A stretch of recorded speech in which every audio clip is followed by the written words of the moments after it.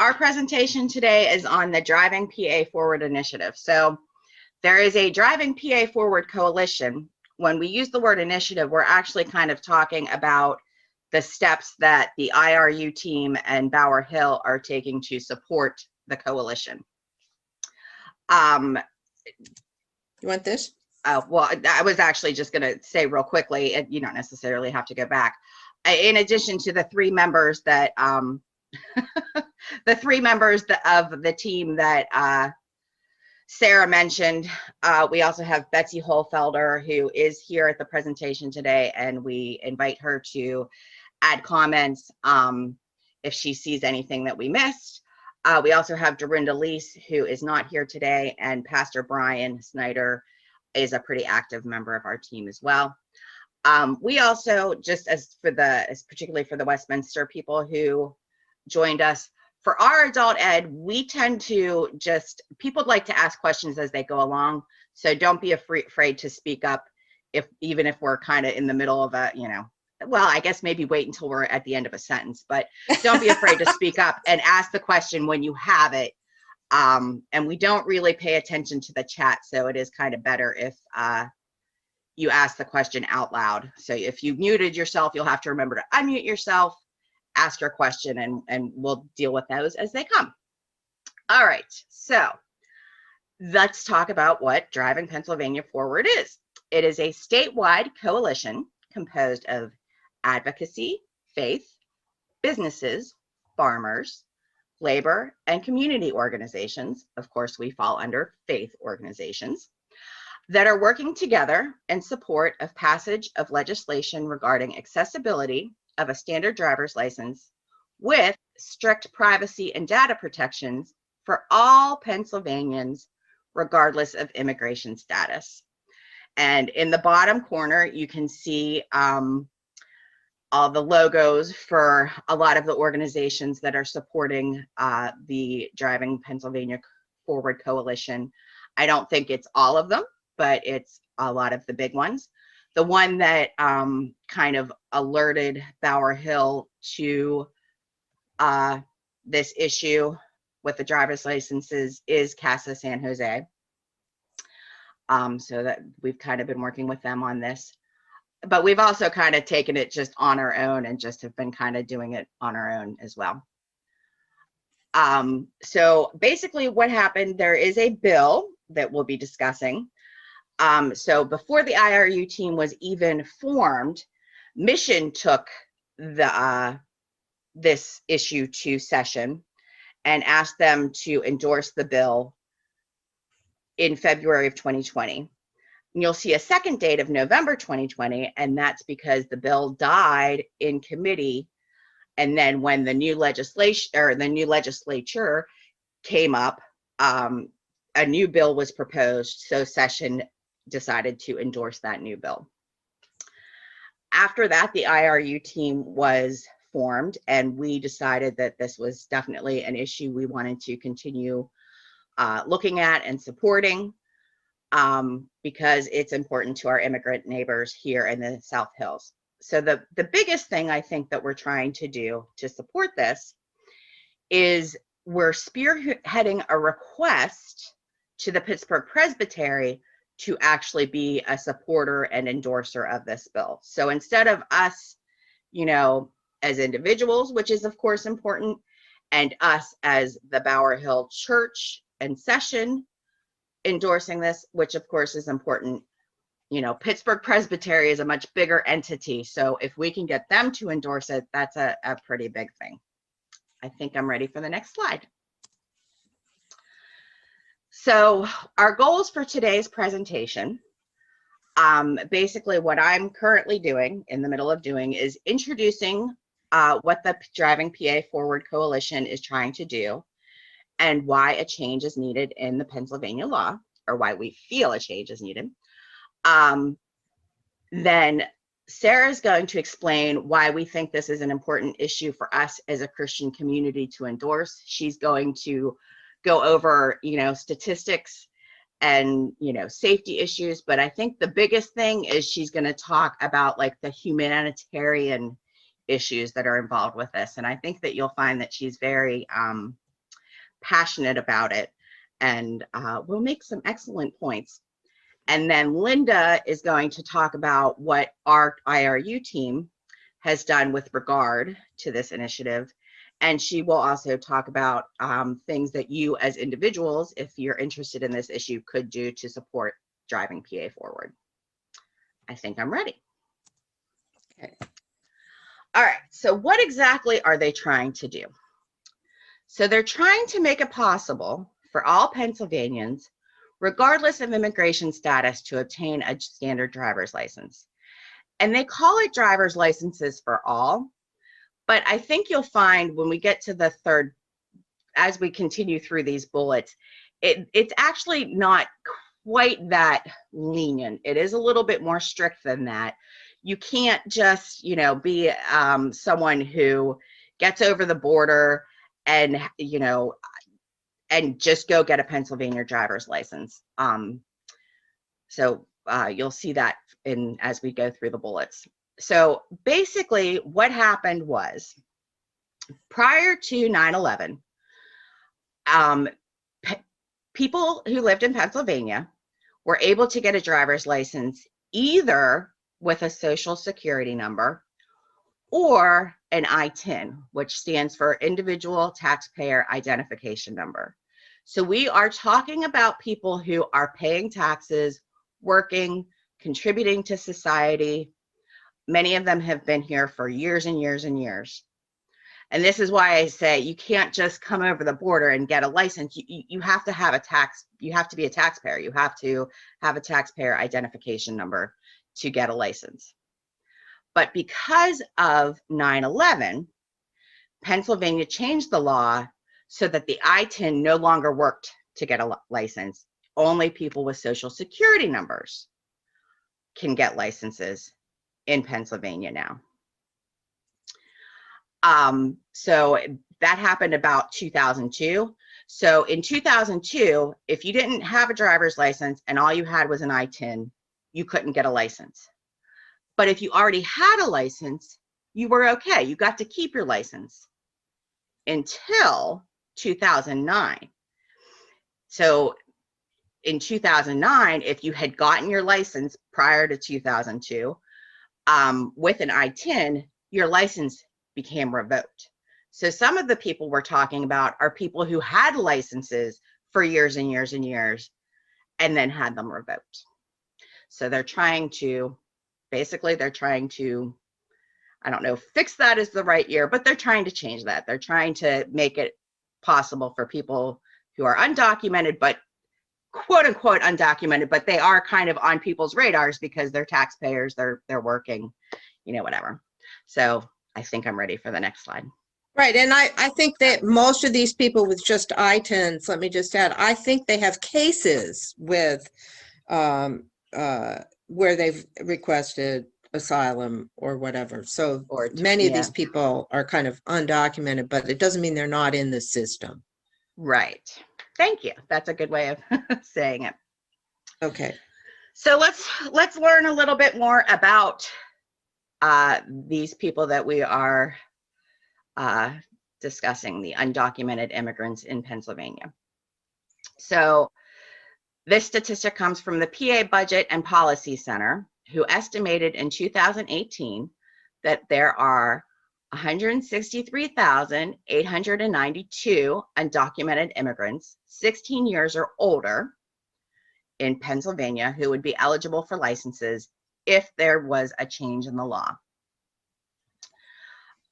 So we know that not every single one of them, is going to even want a license. So just, you know, for comparison's sake, if 50% would get a license, that would increase the number of licensed drivers by about 82,000 people, which is really just 1%. So it's not, you know, like all of a sudden we'll have all these extra licensed drivers on the road, but to the people that it affects, this is what Sarah will really be talking about. It's a huge effect on their lives.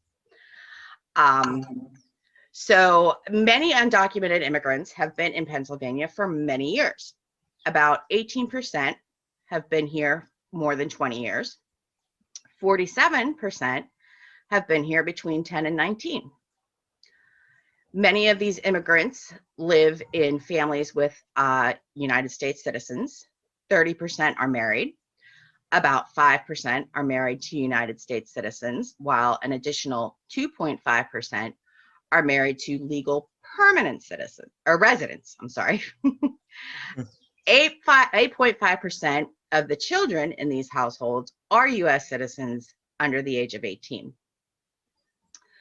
One of the reasons why we really feel this is an important issue is, we're talking about these are people who are working. Well, where are they working?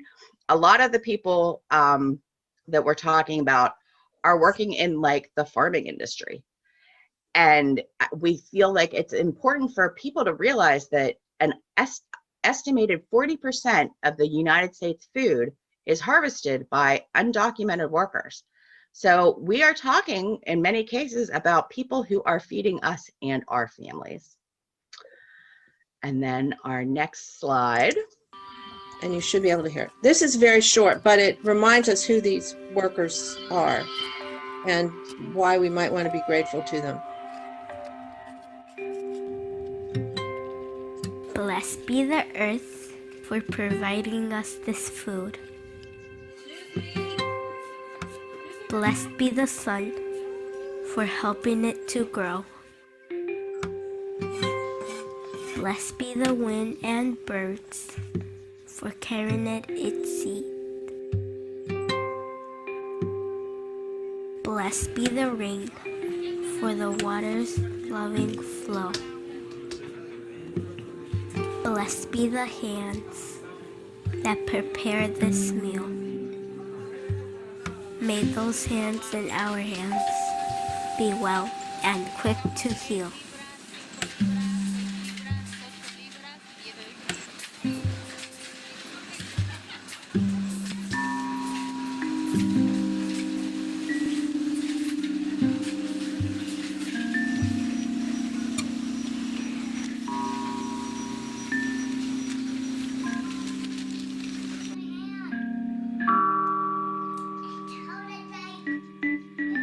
Blessed be our friends, our families,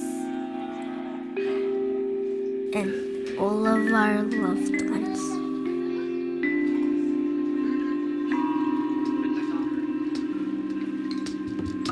Blessed be our Mother Earth, our sky and sun.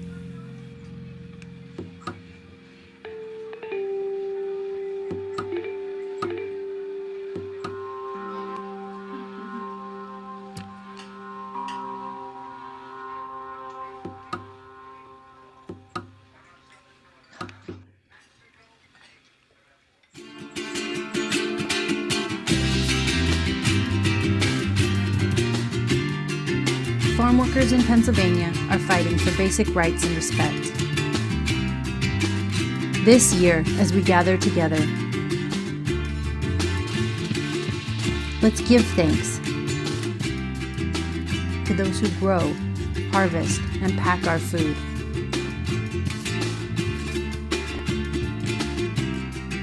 Let's give thanks by making this state safe for every person and every family. Join the effort for driver's licenses for undocumented Pennsylvanians. And however you can, help to end the deportation and separation of families in our state.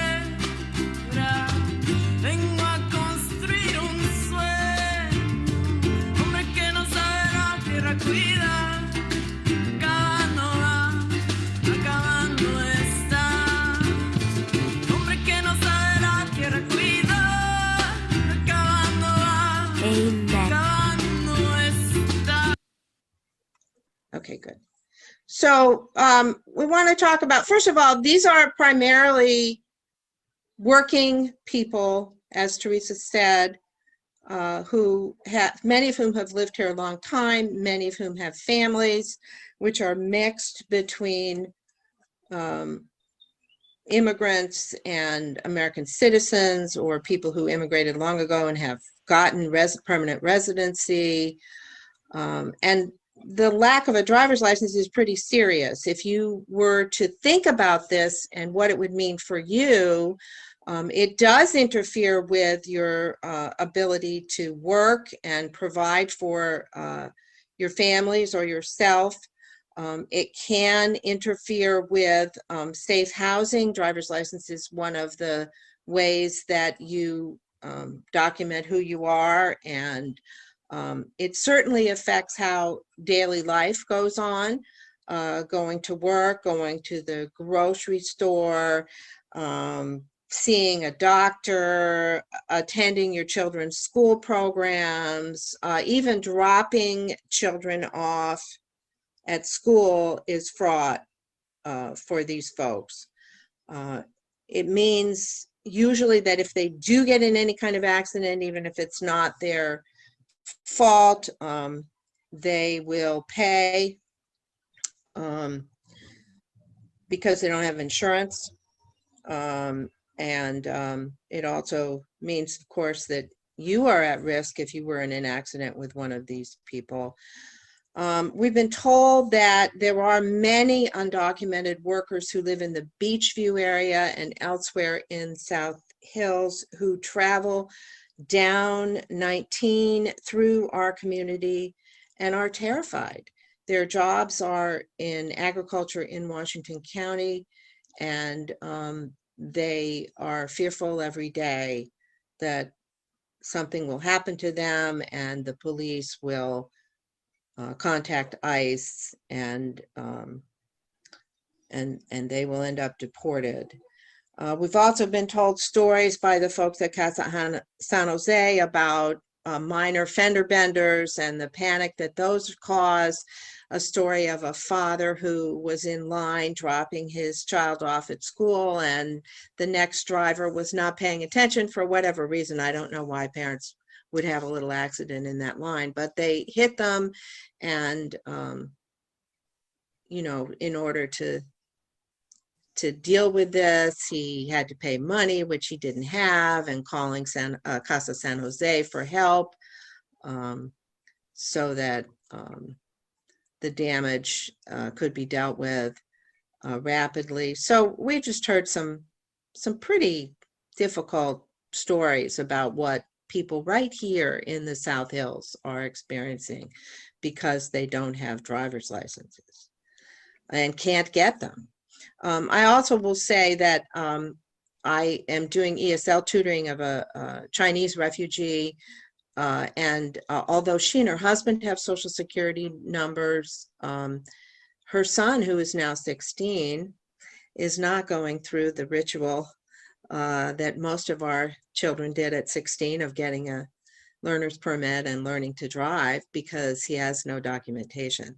He doesn't even have an I-10. She's working on trying to get him an I-10, but she was denied Social Security numbers for her children. So think about that. So again, New Sanctuary made a video. We're going to have to go out and come back in. It's slightly dated.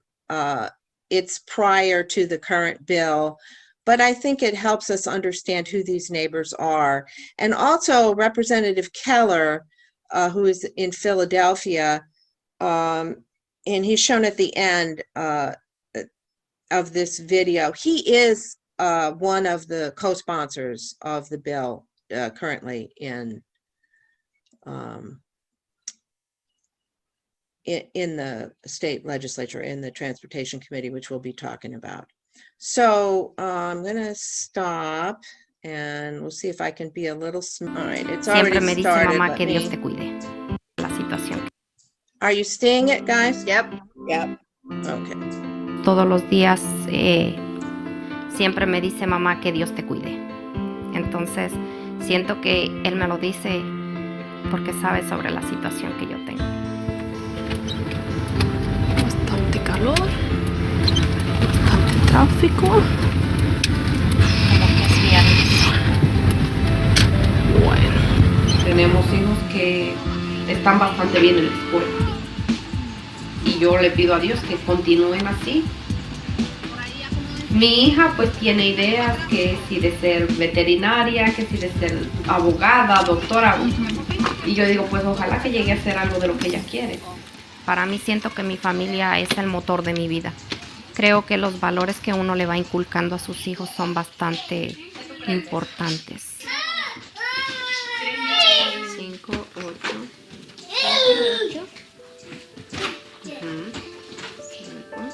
Les enseño que no porque una persona no tenga un documento o un seguro social es menos que una persona que sí lo tiene. El tratar con igualdad a la gente solo los hace ser más humanos. Sé que como nosotros hay mucha gente que necesita apoyo, que quizás no tiene ni la menor idea de que grupos que apoyan a los inmigrantes existen. Entonces, pues nada, aquí estamos para apoyar.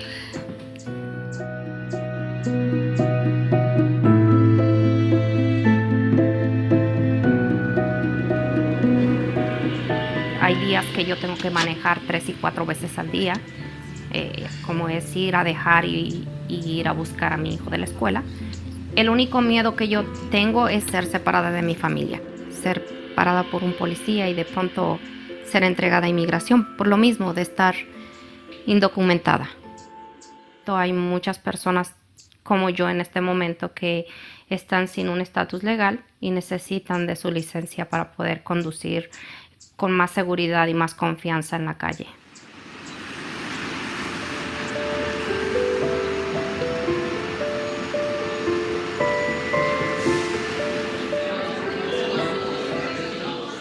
Queremos dar las gracias por su presencia en el día de hoy. Yo creo que esto es un comienzo en el día de hoy de algo donde vamos a hacer un movimiento, no solamente en la ciudad de Filadelfia, pero lo vamos a hacer en el estado de Pennsylvania. Buenas tardes. En primer lugar, quiero darle las gracias por permitirme ofrecer mi testimonio. Hace 7 años mi esposo tuvo un accidente. Él es ciudadano de aquí de Estados Unidos. Ese accidente le dejó la espalda lesionada. En ese momento me vi obligada a conducir sin una licencia. Cada mañana cuando me subo a mi auto y tengo que salir, me encomiendo a Dios. Él es el único que me puede proteger. Para mí tener un auto no es un lujo, es una necesidad. En casa luchamos con un salario apretado. Y si la policía me para y me quita mi auto, esto causaría una gran pérdida económica. En este momento no tenemos otra opción más que yo tome el riesgo de manejar sin una licencia de conducir. Esta es mi historia personal. Yo no soy la única. Hay miles como yo. Aprobar una ley de la licencia de conducir sin marcas para los inmigrantes aquí en Pensilvania es una cuestión de sentido común.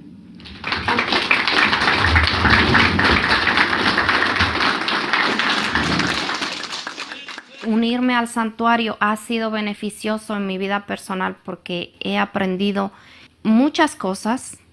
He conocido mucha gente que, al igual que yo, anteriormente no sabía defenderse. He conocido sobre muchas leyes, sobre nuestros derechos también. Uno piensa que un día uno lo necesitó y que hubo gente que apoyó, entonces, sin conocer a uno. Entonces, bueno, pues hay que pagarlo un poquito de lo que han hecho por uno, ¿no? En el 2010 sucedió el incidente y la policía agredió a mi esposo, le puso cargos criminales, después fue entregado a inmigración, había riesgo de que él quedara, pues se puede decir, preso de por vida por un crimen pues que no cometió. Yo estaba disponiéndome para salir a una cita. Mi esposo, Francisco Ríos, sentado en la escalera, chequeando algo del carro que se había dañado. Y de pronto vemos 2 personas corriendo. El segundo individuo, yo lo veo, trae una pistola en la mano. Yo agarro a mis hijos, entro a mi casa.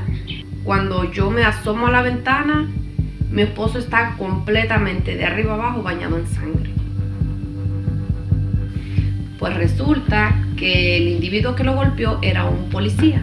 encubierta. Cuando yo abro la puerta, él viene directamente donde mí a meterse a mi casa, sin identificarse, sin decir nada. Pues ya llegando a la cocina, pues él me empuja. Y después cuando ya tengo los nenes al lado, pues él me pone la pistola y me dice que dónde está el hombre que había entrado a mi casa. Y yo le dije, aquí no hay nadie. El único hombre que estaba aquí es el que tienes afuera y es mi esposo y vive aquí. Pues mis niños llorando y preguntaban por su papá. Lo esposaron, lo metieron a la patrulla. Entonces, pues yo llamé al padre para decirle lo que había pasado y no supimos nada de él. Fuimos al distrito a preguntar, nunca nos dieron información, que no sabían de él, que nadie sabía nada. Uno se siente impotente en ese momento cuando uno ve a los niños sufriendo y que quisieras hacer algo pero no lo puedes hacer. En ese tiempo fue que conocimos al grupo del Nuevo Santuario. Nos ayudó bastante, nos apoyó en el proceso criminal, después en el proceso de inmigración. Yo no quería involucrarme mucho en eso porque pues en verdad tenía miedo. Pero hoy en día te puedo decir que fue en verdad una experiencia bastante fuerte pero beneficiosa en la vida de todos. Después de 2-3 años de lucha, pues logramos ganar los 2 casos y estamos aquí. Conseguimos unos permisos de trabajo. Yo de ahí fue que vine a aprender mucho también de la injusticia que cometieron con mi cuñado y de mi hermana unirse a Nuevo Santuario. Ahí yo empecé a participar en las luchas y pues estoy tratando de forjar un futuro aquí con mis hijos y por eso es tan importante para mí que podamos avanzar sobre el caso de las licencias, ya que la necesito de verdad. Este sábado tenemos reunión para ver el próximo paso que vamos a dar.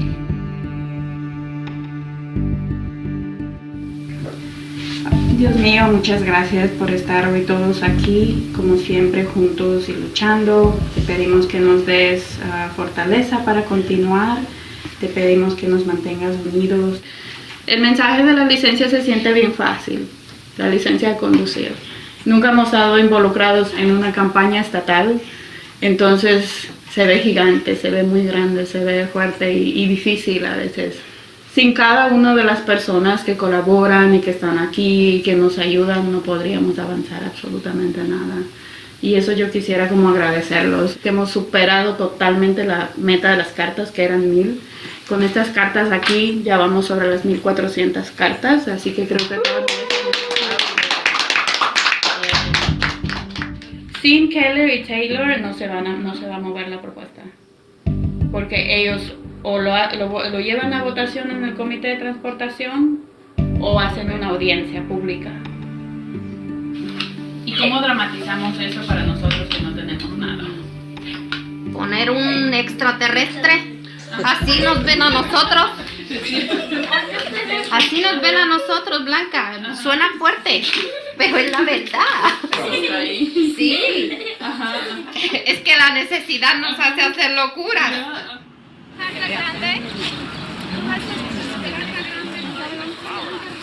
Se sigue luchando hasta que se consigue. Creo que es importante la presión de la gente también.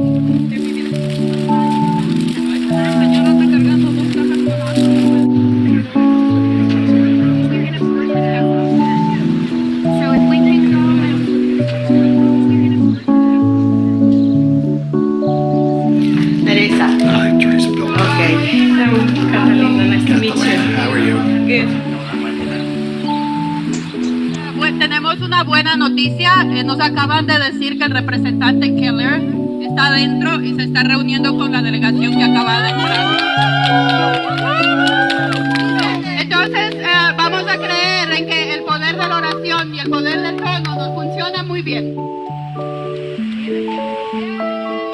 En verdad, cuando uno se une y uno lucha por algo, tarda pero llega.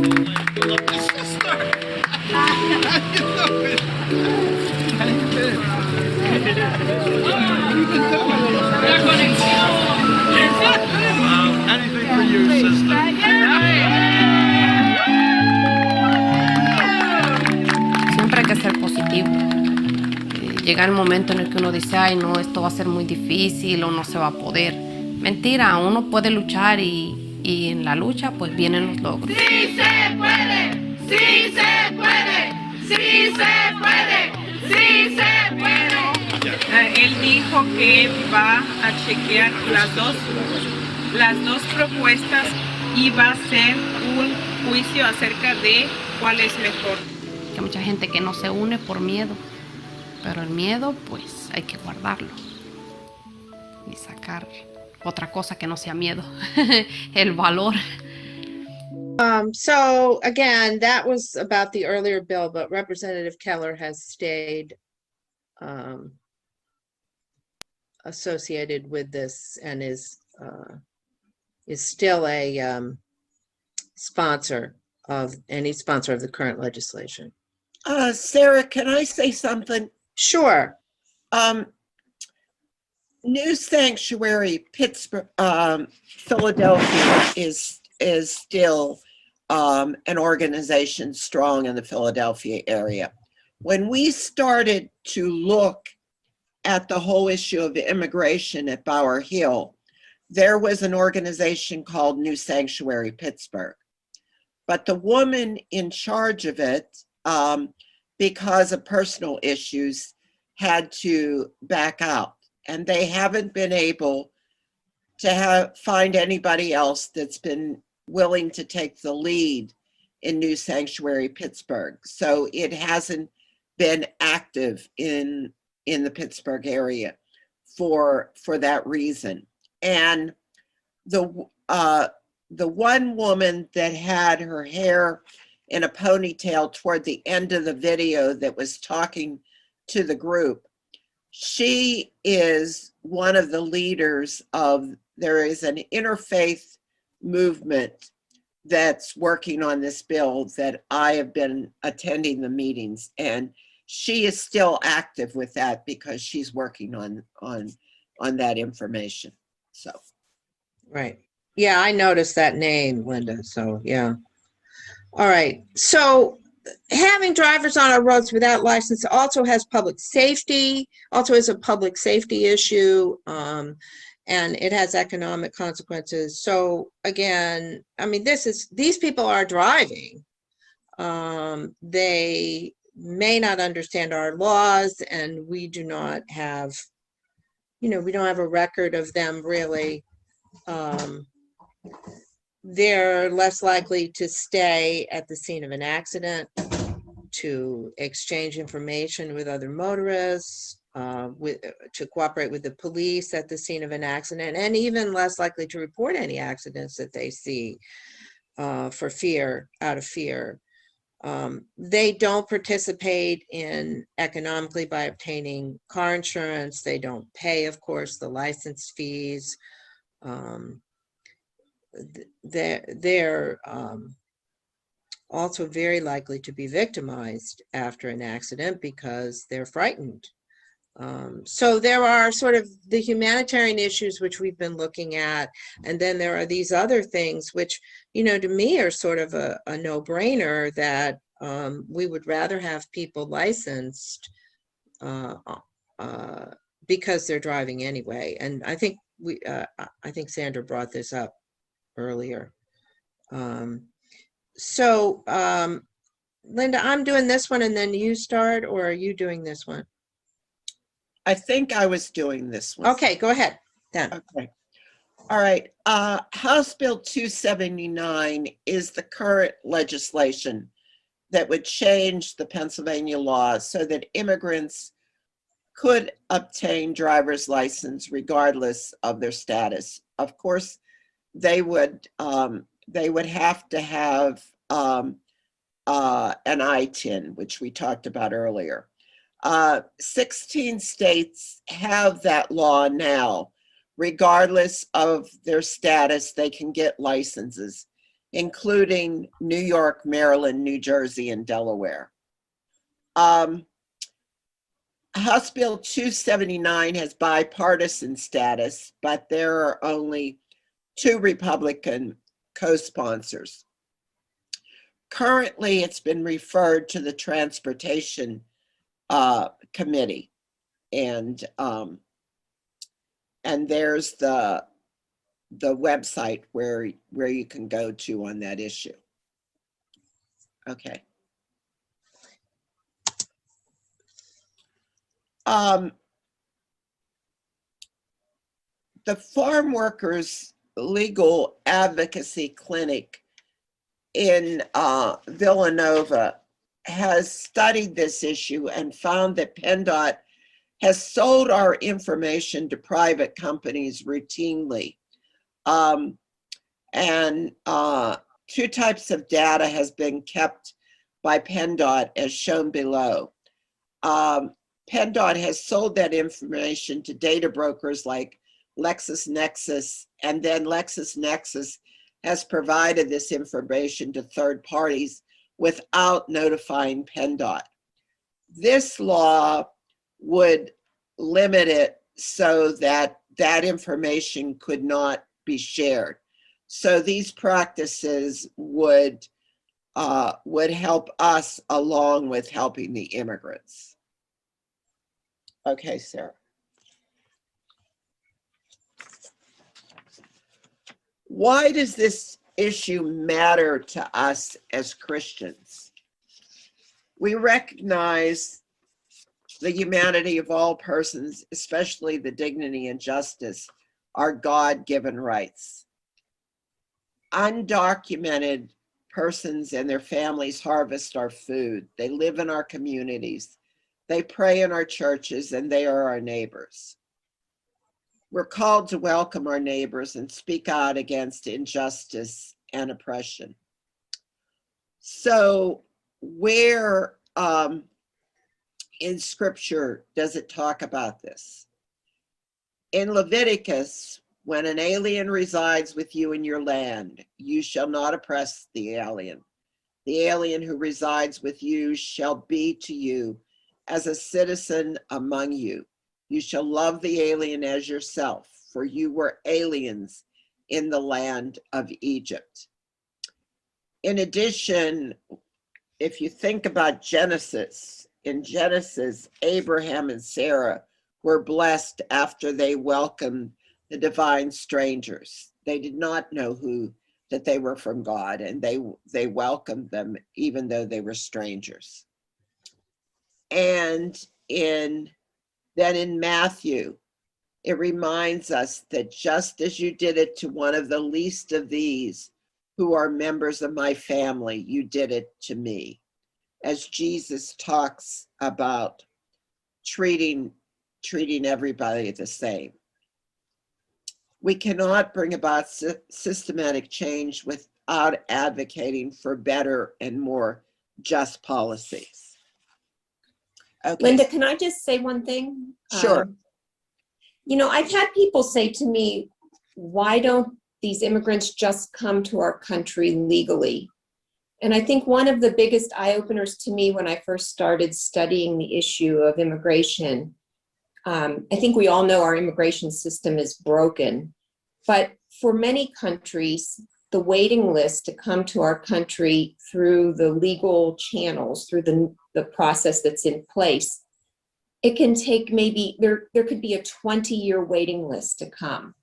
And so when you have folks who are desperate and needing to leave their country for any number of reasons, the prospect of a 20-year wait to be able to legally come to our country is just not feasible. So I just wanted to throw that out as well. Yeah, and let me also say it's seeking asylum here is not illegal, right? True. True. So coming to the border and saying, I'm here, I need help, I need asylum is not an illegal act. True. So, okay, shall we go on? I think there's lots of scripture, actually. We just picked, yes, we just picked a couple here. Yeah.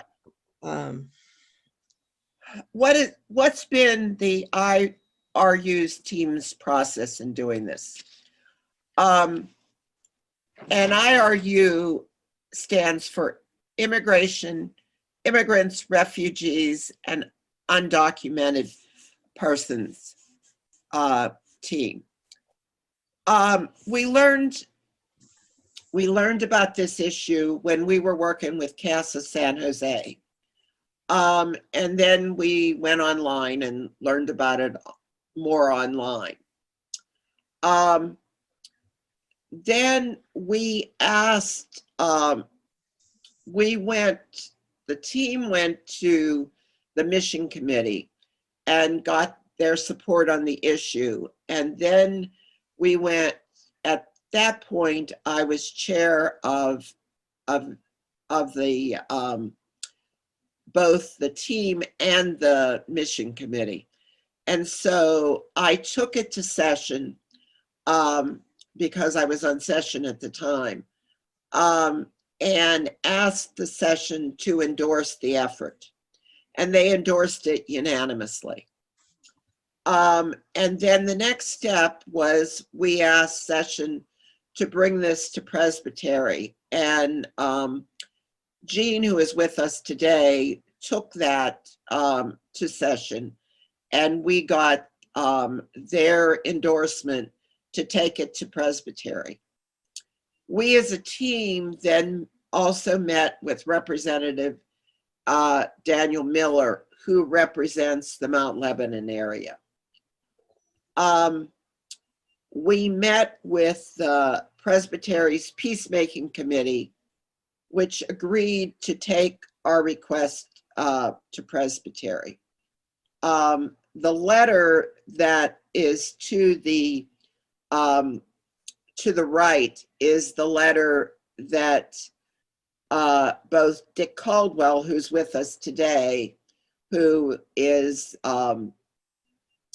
the clerk of session, and Brian Snyder, who's our minister, wrote to request this effort. And that's what led the Peacemaking Committee said, we need to reach out to other churches to get their support. We would be more likely to get Presbytery's endorsement if we have other churches. And so actually on Monday, we're meeting with Ralph Lowe to talk about, you know, what are the churches and what's the best effort to do this, so that we can go to the Pittsburgh Presbytery in the fall. Okay, Sarah. Yeah, and we have obtained the support of the Sunset Hills congregation, and we're talking with Westminster, so some of those folks are here. So we've already kind of begun this process. So when people are saying, Linda, when you're saying the Presbytery is asking that we go to other churches, they're talking about other Presbyterian churches? Other Presbyterian churches. Okay. Okay. Yeah, Sandra, the idea is that, you know, there are many Presbyterian churches in the Pittsburgh area. If more of them are supportive of this, then it will be easier to get Presbytery to endorse. I understood what you said. I just wasn't sure what churches. Yeah. The interfaith movement that I was talking about earlier, those are all different kind of churches that are working on this effort, you know. But one of the things, obviously, our ultimate goal would be to go to Presbytery, get them to endorse it. Then if they endorse it, what do we want them to do? We want them to talk to the rest of the churches in the Pittsburgh Presbytery, and also encourage them to take it to Synod, which would then move it to the Presbyterian churches all across the state. So, okay, Sarah. So what can you do to support this initiative? One, you can educate yourself and others, and you can just go online to Driving PA Forward, and you'll get that. There is a petition there that you can sign as an individual. You can write a letter, email, or call your state legislators or members of the Transportation Committee. what I have put together, we know sometimes people to draft a letter on their own is difficult. So I have put together a sample letter, which I'll share with you in a minute. And what I've also put together is a list of all the legislators in our area, because obviously not all of our members live in Mount Lebanon. And I'm sure that's the same for Westminster. And I've also put together both the chair of the Transportation Committee's contact information, the Democratic chair, and the person who is head of the committee within Transportation Committee that deals with transportation safety. I thought that would be the best one of all the other members to contact. If you want that information, you can send me an email and I will send all that information to you. And my email address is below. I had changed my email about a year ago. So you may, if you went to the directory, you might have the old one. So many of you, because I've been in contact with you, have my email address, but some of you don't. So it's lindaleejames.72@gmail.com. I'll always remember my age when I did that, because that's where the 72 came. And let me share the sample letter. It just gives you an idea of, dear representatives, I am writing to support the Driving Pennsylvania Forward campaign because I desire to be true to my deepest values of respecting the God-given dignity of every person, recognizing divine concern for the vulnerable, and seeking restorative justice for every human being. I am urging you to support House Bill 279. Prior to 2002, Pennsylvania residents were able to legally obtain a driver's license with a federal tax ID number. In 2009, PennDOT canceled tens of thousands of legally obtained driver's licenses. Our Commonwealth is currently the home of more than 163,892 undocumented immigrant neighbors who cannot obtain a driver's license unless they have a social security number. I believe that we love God by loving our neighbors as we love ourselves. Without driver's license, our undocumented workers are unable to meet their basic human needs, such as accomplishing daily tasks like going to work, going to the grocery store, dropping children off at school, or fully participating in civic and community life. It has also had negative consequences for public safety and economic growth while wasting law enforcement resources. Our entire society suffers because of the inability of these immigrants to get driver's license. This impacts all of us.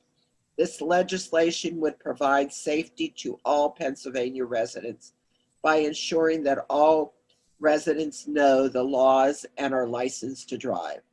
A recent study showed that people who are undocumented do pay almost $135 million in state and local taxes. However, our economy still suffers when, because of a lack of driver's license, they cannot find work that allows them to contribute fully to the economy through their creativity, skill, and payment of taxes. In addition, there are 16 other states that has the legislation this bill would provide, including our neighboring states of Maryland, New York, New Jersey, and Delaware. I am a person of faith who deeply values public safety. Our state roads and our families will be safer when every driver can obtain a driver's license, insurance, and secure identification. Therefore, I am urging you to support House Bill 279 which was referred to the Transportation Committee on January 27, 2021. As a person of faith, I know that immigrants are the ones that harvest our food, pray in our faith communities, and live as our neighbors. I look forward to you becoming a champion on behalf of this legislation. So we know that it helps people write letters when they have a sample. So that's the reason we put together the sample and put together the list of legislators. But we would also suggest that you use this as a starting point and make it in your own words, because the more different letters legislators get, the more impact it gets. So I think. Yeah, the only other thing, Linda, is that we have talked about going to some other state legislators' offices to talk about this, talking with them. Both Dorinda and Teresa are not in Mount Lebanon, so we might start with theirs. But if you would like one of us or more of us to come with you to meet with your state legislature, we would be happy to do that. So that's something you could do as well.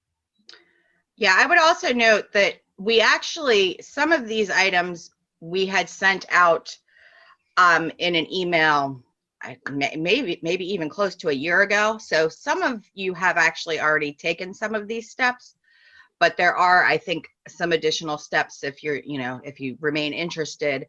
Like when I think when we sent that email, we just suggested contacting your state legislator, but to also contact members of the Transportation Committee, even though they aren't your legislator, that can be helpful to say that there's support across the state for this legislation.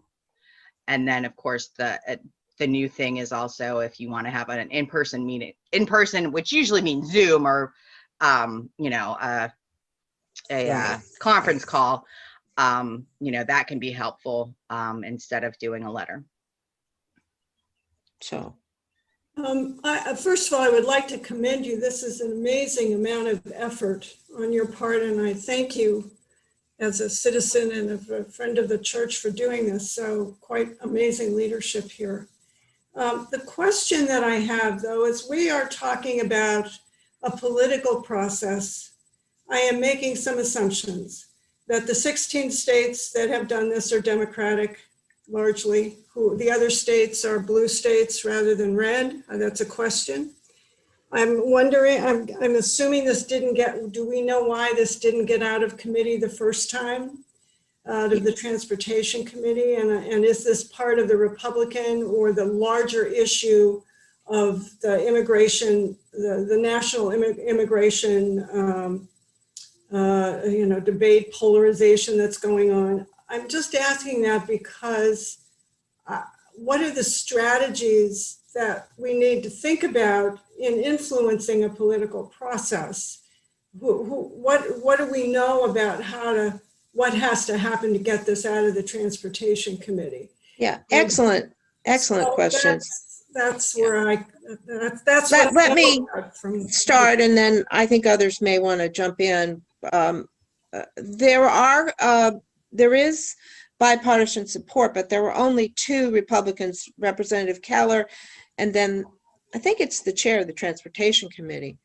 And but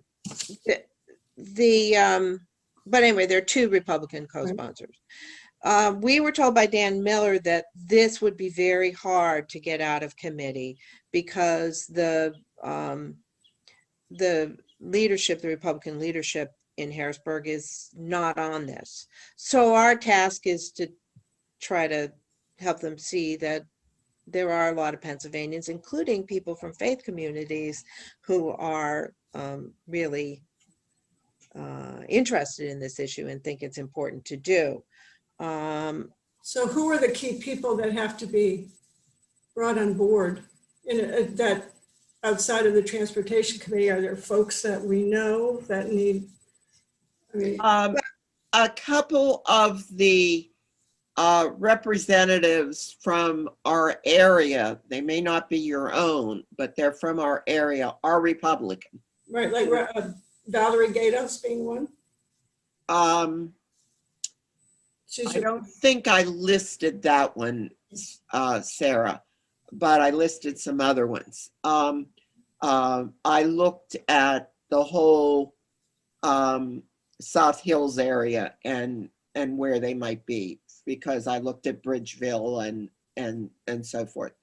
So, but you can go to the list of representatives, and if you think there's another one there that you can contact, that's the other thing. The other thing is the chair of the transportation. When I went to the transportation website, the chair of the transportation committee is Republican. The vice chair is a Democrat who is obviously supportive of this issue. The woman who is head of the subcommittee on safety is a Republican, which I listed hers. There are other members of the transportation committee, obviously, if you go to the transportation committee website, that you could contact also. The other thing is the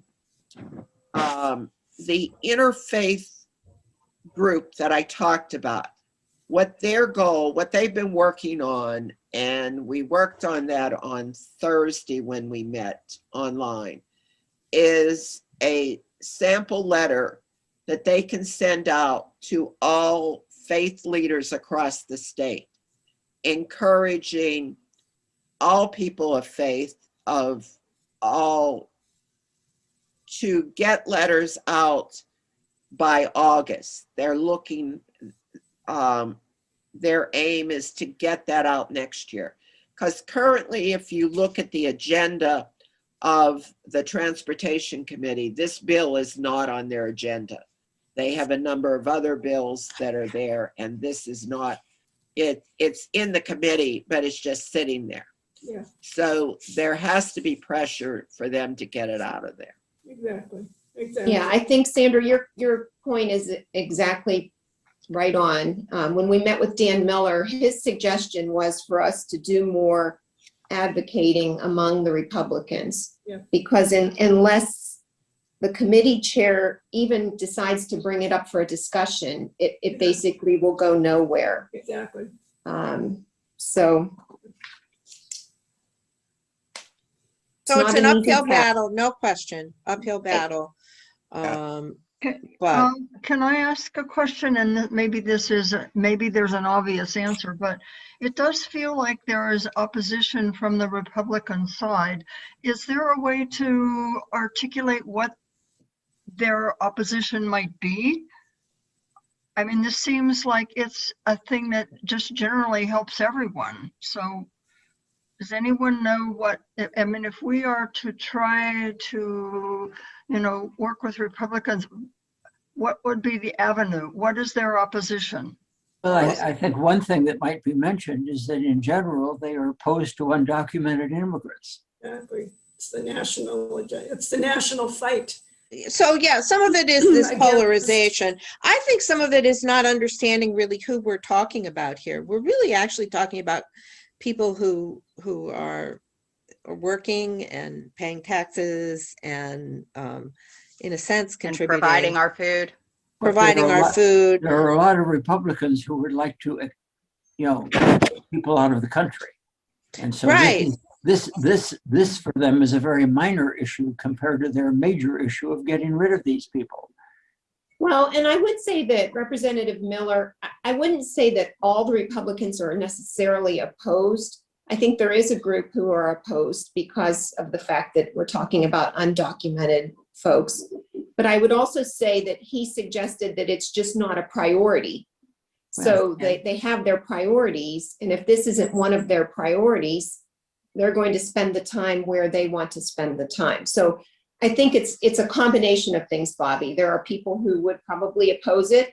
And I think probably finding out the reasons behind that, it probably would be good to have a meeting, a Zoom meeting or a discussion with some of these Republicans who may not have supported and specifically ask them that question, why.